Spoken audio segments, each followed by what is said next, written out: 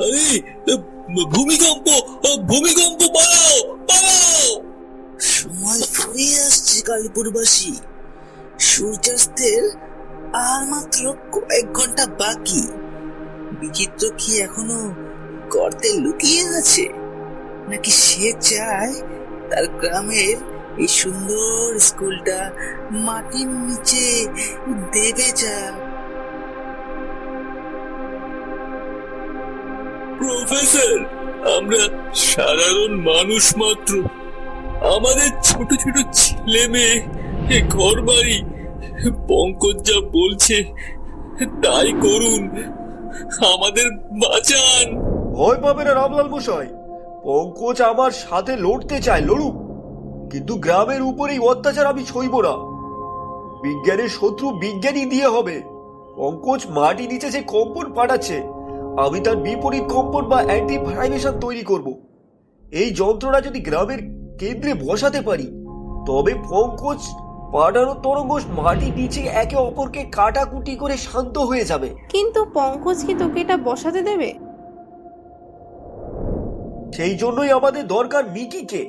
Mickey ওর নজর অন্যদিকে ঘোরাবে। বিচিত্র, পঙ্কজের ড্রোনগুলো সারা গ্রামে নজর রাখছে। আমরা যদি সরাসরি মেন ট্রান্সফারের কাছে যাই, ও আমাদের দেখে ফেলবে। আমি জানি মল্লিকা, এই জন্যই আমি এই সিগন্যাল জ্যামার জ্যাকেটগুলো বানিয়েছি। এগুলো আমাদের শরীরের তাপ আর ইলেকট্রনিক সিগন্যালকে ড্রোনের রাডার থেকে লুকিয়ে রাখবে। আমরা এখন অদৃশ্য। সামনে সামনে বিপদ, ড্রোনের সেন্সর এলাকা। বিচিত্র, রোবটটা মিকিকে আক্রমণ করছে। ভয়ে মিকির গোলায় ইলেকট্রো শর্ট সার্কিট কলার আছে। বিচিত্র, তুই কিছুতেই হার মানবি না, তাই তো? ঠিক আছে, তুই যদি মাটির নিচের কম্পন রুখতে চাস, তবে আমি মাটির উপরে বাতাসকে বিষাক্ত করব। ড্রোনের সব কেমিক্যাল ভাগ খুলে দাও।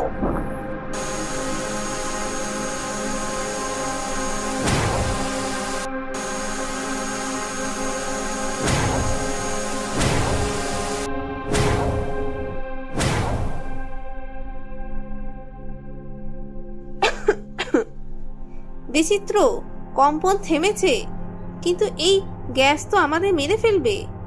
মানুষ নিঃশ্বাস নিতে পারছে না। পঙ্কজ জানতো না যে আমি ওর গ্যাসের গঠন আগে থেকেই ল্যাবে পরীক্ষা করে রেখেছি।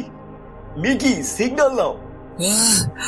প্রফেসর, আপনি তো আমাদের বাঁচিয়ে দিলেন। পঙ্কজ মনে হয় পালিয়ে গেছে।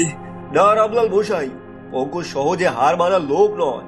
ও মাটি নিজে কম্পনার উপরে গ্যাস দিয়ে আমাদের ব্যস্ত রেখেছিল মাত্র, আর আসল লক্ষ্য অন্য কিছু। মানে এর চেয়ে বড় বিপদ আর কি হতে পারে? পঙ্কজ মাটির নিচে এই ফাটলগুলো দিয়ে গ্রামের একমাত্র জলের উৎস, বড় বড় দিঘিটার নিচে বিস্ফোরণ ঘটাতে চাইছে। যদি দিঘির তলদেশে ফেটে যায়, তবে পুরনো গ্রাম বন্যায় তলিয়ে যাবে।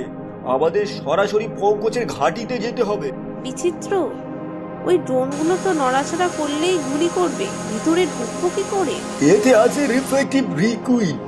এটা যদি আমরা ড্রোনগুলোর লেন্সের উপর ছুটতে পারি, তবে ওদের সেন্সরগুলো আয়নার মতোই নিজেদেরই ছবি দেখতে পাবে। ওরা কনফিউজ হয়ে যাবে। আমি কাজটা করতে পারি, আমি পারি কাজটা করতে। সাবাস মিকি, এই নাও শিশিটা। তোমার পিঠের যান্ত্রিক হাতে এটা সেটে করে দিচ্ছি।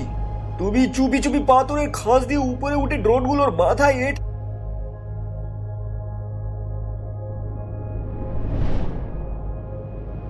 আর মাত্র 10 সেকেন্ড হয়ে গেছে। বাহ, শেষ পর্যন্ত আমার ফাঁদে পা দিলিস বিচিত্র। আমি জানতাম তুই ড্রোনগুলোকে নষ্ট করবি। আমি আসলে চেয়েছিলাম তুই এখানেই আসিস।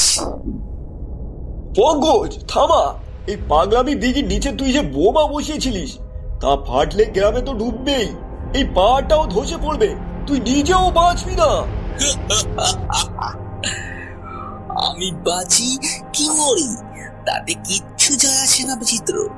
আমি চাই তোর এই অহংকারী বিজ্ঞানকে ধুলোয় মিশিয়ে দিতে।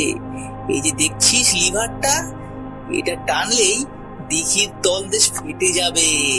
পঙ্কজ, তুমি মানুষ নও, তুমি একটা পশু। রোবট গার্ড নাম্বার 1, ধরো ওদের, ধরো। মিকিকে সামলা বিচিত্র। ও যদি এই লাল দাগটা কাটে তবে পুরো ল্যাব এখনই ব্লাস্ট হবে। মিকি, লাল তারটা নয়, নীল তারটা কাটো, নীল তারটা। শেষ, সব শেষ বিচিত্র। কালীপুর গ্রাম এখন জলের নিচে। তুমি ভুল করছো পঙ্কজ। তুমি দেখার আগেই আমি তোমার ল্যাবের সিস্টেমে একটা ইনভার্স কোড পাঠিয়ে দিয়েছি। লিভারটা যত নিচে নামবে দিঘির তলার বোমটা তত বেশি নিষ্ক্রিয় হবে।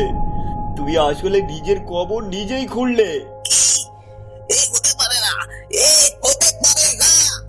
আমি আবার ফিরবো বিচিত্র। তুমি আমাকে চিরকাল আটকে রাখতে পারবে না।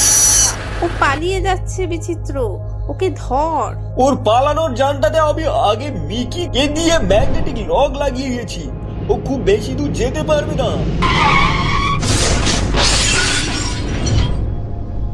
তুমি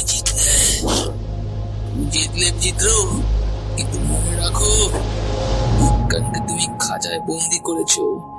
একদিন এই বিজ্ঞানী তোমাকে ধ্বংস করবে। বিজ্ঞান কাউকে ধ্বংস করে না পঙ্কজ, মানুষের বিকৃত মস্তিষ্ক ধ্বংস করে। তুই বিজ্ঞানকে ক্ষমতার জন্য ব্যবহার করেছিস, আর আমি মানুষের শান্তির জন্য। এটাই আমাদের তফাৎ। নিয়ে যা রেখে অফিসার। পঙ্কজ, তোর মতন মানুষের জায়গা ল্যাবে নয়, জেলখানায়। তুমি গ্রামের সহজ সরল সাধারণ মানুষের জীবন নিয়ে ছিনিমিনি খেলেছ। প্রফেসর, আপনি না থাকলে আজ গ্রাম একটা কবরস্থানে পরিণত হতো। আমরা সাধারণ মানুষ বিজ্ঞানের কিছুই বুঝি না, কিন্তু এটা বুঝি যে আপনি আমাদের রক্ষা করতেন। রামলাল মশাই, আমি শুধু বিজ্ঞানের সূত্রগুলোকে কাজে লাগিয়েছি। আসল লড়াইটা করেছি ওই গ্রামবাসী যারা পঙ্কজের ভয় দেখানো সত্ত্বেও গ্রাম ছেড়ে পালায়নি। আর মিকি, ও না থাকলে আজ আমরা এই পাহাড়ের গুহা থেকে ফিরতে পারতাম না।